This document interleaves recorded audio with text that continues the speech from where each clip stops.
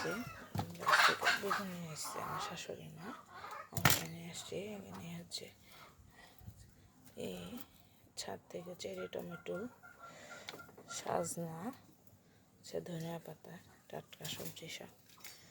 যে ছোটো মাছগুলো রান্না করে টমেটো দিয়ে পেঁয়াজ কুটে নিয়েছি, মরিচ। এখন টমেটোটি কুটে নেব, চেরি টমেটো।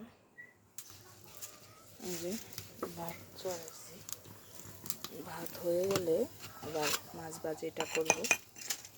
ভাতে বলে এসে গেছে, কিছুক্ষণের মধ্যে হয়ে যাবে। তো হয়ে গেলে মাছ বোনাটা চড়াই দেব।